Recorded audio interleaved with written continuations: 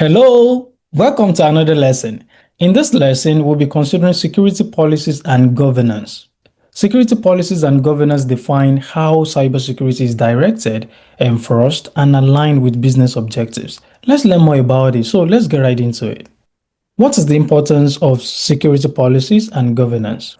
Security policies are important because technology alone is not enough, so systems cannot secure themselves. Also, people need clear rules and expectations when working. Policies will guide their behavior across the organization where they work.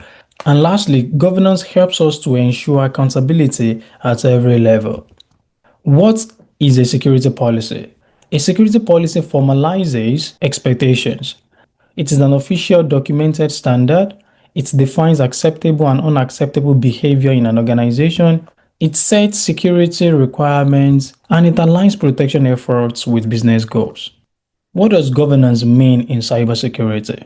Governance provides oversight and direction.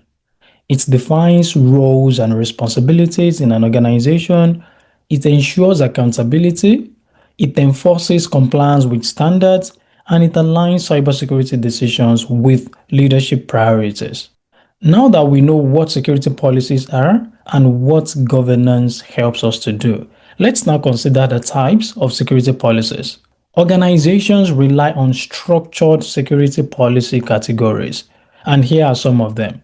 The first one is acceptable use policy, and these are rules outlining how employees may use company technology such as internet, email, and computers. Usage examples are banning illicit content, limiting personal use of work devices, prohibiting software installation, and outlining consequences of violations.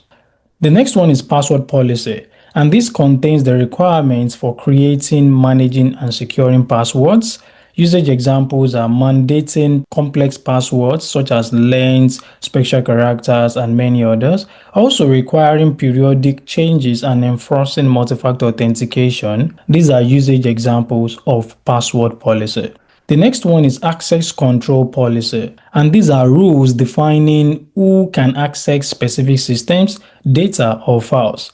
Usage examples include using role-based access, such as least privilege principle, so that employees only access data needed for their jobs. And the second usage example is managing remote access permissions.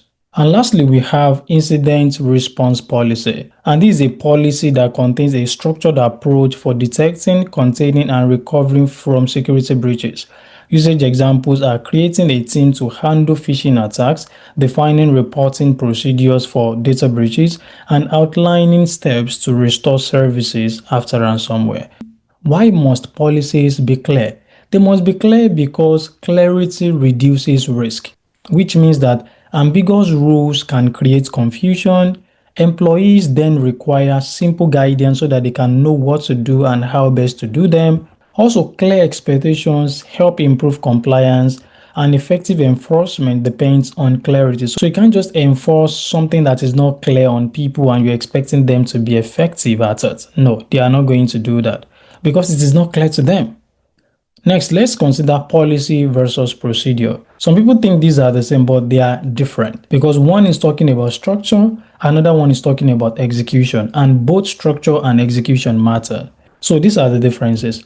A policy defines what must be done, but the procedure explains how it is implemented. Both are necessary because they both create a defined structure that can improve consistency. Next, we'll consider governance and risk management. Governance drives risk decisions. They identify potential risks, they determine acceptable risk levels, they help to implement appropriate controls, and they can help in continuously monitoring effectiveness within the network, systems, and organizations. Next, to consider compliance and regulations. Organizations operate within legal frameworks, that is, within legal compliance and regulations. And here are a few of them. We have industry standards, and this help defines expectations.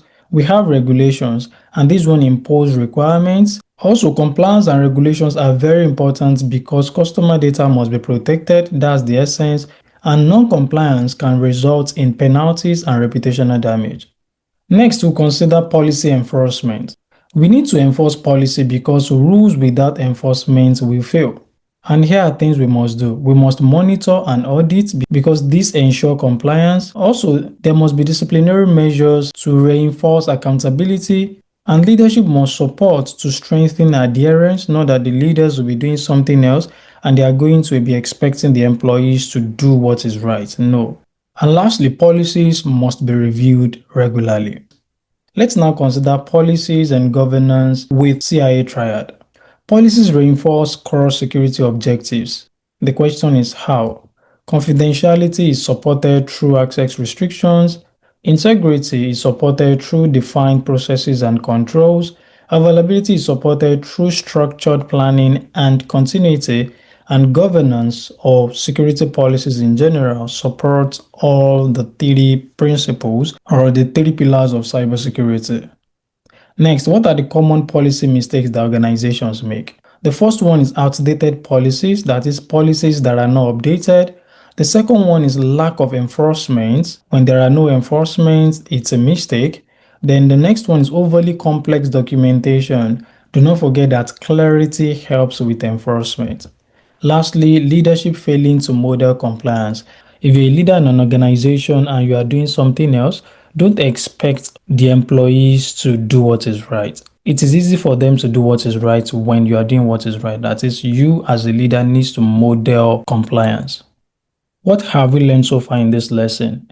In this lesson, we have seen that policies define expectations, governance ensures accountability, clear direction reduces organization risks, and executive involvement or leadership involvement is essential. Let's take a test together. Here is the question. What is the main purpose of a security policy?